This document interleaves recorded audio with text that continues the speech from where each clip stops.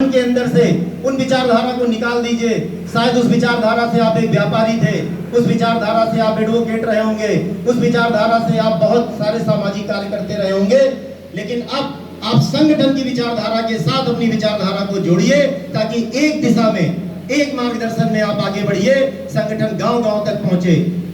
क्योंकि समाज में जब आप एक मंच से आगे बढ़ेंगे, यहां से जब आप बाहर निकलेंगे, बहुत सारे लोग आपको डिमोटिवेट करने का काम करेंगे। तो आपको सिर्फ संगठन की विचारधारा को अपने अंदर पल्लवित करनी है, पोषित करनी है कि संगठन ने जो हमें उद्देश्य दिया है, जो हमें रास्ता बताया है, हमें सिर्फ उसी रास्ते पर चलते हुए अपने समाज को और इस देश को आगे लाना है।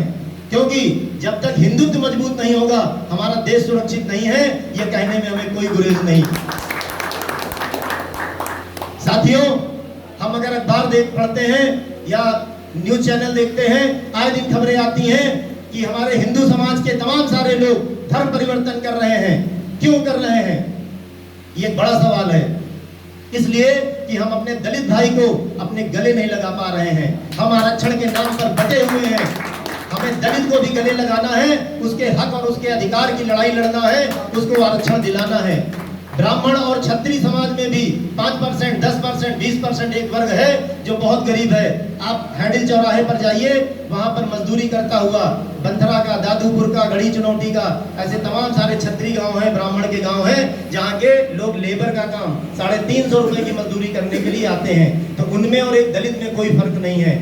आर्थिक रूप से जो कमजोर है उसको उसका हक मिलना चाहिए। साथियों, सबसे बड़ी जो विडंबना है वो है गरीब होना। सबसे बड़ा कष्ट जो होता है वो गरीब होना। आपके पास यदि पैसे नहीं हैं, आपके पास रोजगार नहीं है, तो आपका कोई साथ नहीं देता। आप लोगों से मदद मांगने जाते हैं तो लोग मुंह फेर लेते हैं। तो इसलिए जो गरीब है उसकी पीड़ा को हमें समझने की जरूरत है, उसकी जो आवश्यकताएं हैं उसको हमें महसूस करने की जरूरत है और उसको उसका हक दिलाना है। और जब हम उसके हक के लिए लड़ेंगे तो वो आपके साथ जुड़ेगा, चाहे सवर्ण समाज हो या दलित समाज हो। हमें हिंदुत्व के लिए लड़ना है। और सवर्णों की जो दो महत्वपूर्ण बातें हैं, जो दो महत्वपूर्ण पीड़ाएं हैं, पहला है आरक्षण, कि उनके बच्चों को आरक्षण नहीं मिल रहा। SC/ST एक्ट में जो अभी हमारे राष्ट्रीय महासचिव जी ने एक बात कही कि एक व्यक्ति चांटा मार दे और एक व्यक्ति बात में मुंह से गाली निकल जाए, तो गाली निकलने वाले व्यक्ति पर FIR दर्ज होती है और 6 महीने बेल नहीं होती, और थप्पड़ मारने वाले व्यक्ति पर कोई कार्रवाई नहीं। तो ऐसा दोयम दर्जे का कानून हमें बदलने की जरूरत है।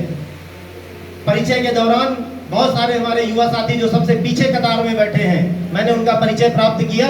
बहुत सारे युवा हैं, कुछ छात्र नेता हैं। मैं उन सब का आह्वान करता हूं। हमारे अवधेश तिवारी जी सबसे पीछे युवा बैठे हैं, उनके अगल बगल में देख रहा हूं कुछ युवा साथी हैं। मैं आप सबका आह्वान करता हूं, आप सब इस संगठन के साथ जुड़े। आज यदि आप सदस्यता नहीं ले पाए हैं, आज आपको पद नहीं मिल पाया है, तो आपको आगे आना है। अर्जुन सिंह से यहीं पर नीचे कार्यालय में मिलिए और आप सदस्यता ग्रहण करके इस संगठन का पद ग्रहण करिए। क्योंकि बिना पद के हम आपको कोई जिम्मेदारी नहीं दे पाएंगे और आप उस जिम्मेदारी को लोगों तक नहीं पहुंचा पाएंगे। इसलिए इस मिशन को आगे बढ़ाने के लिए आपको आगे आना है।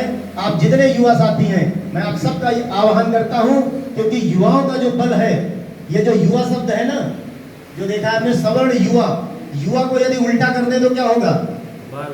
वायु। तो हमें यदि अपनी कोई बात मनवानी है तो हमें आंधी की तरह चलना होगा, हवा की दिशा को बदल देना होगा। यदि हिंदुत्व की परिभाषा आज तक आपको कुछ और पढ़ाई गई है तो आज आप उस भाषा को बदल दीजिए। हिंदुत्व की परिभाषा में दलित और ब्राह्मण एक होगा। हम सबके हक की लड़ाई लड़ेंगे और हिंदुत्व को मजबूत करेंगे। किसी एक भी हिंदू को मुसलमान नहीं बनने देंगे, धर्म परिवर्तन नहीं करने देंगे। इन्हीं शब्दों के साथ मैं एक बार जितने भी हमारे साथीगण हैं जिनको आज मनोनीत किया गया है, चाहे वो विधानसभा अध्यक्ष हो, राष्ट्रीय सचिव नामित हो, राष्ट्रीय सचिव के तौर पर हमारे 2 पदाधिकारी आज नामित हुए हैं, राष्ट्रीय कार्यकारिणी सदस्य हैं। आप सबको इस संकल्प लेकर आज से कई गुना ज्यादा मेहनत करने की जरूरत है। आपको अपना बल मुझे देने की जरूरत है।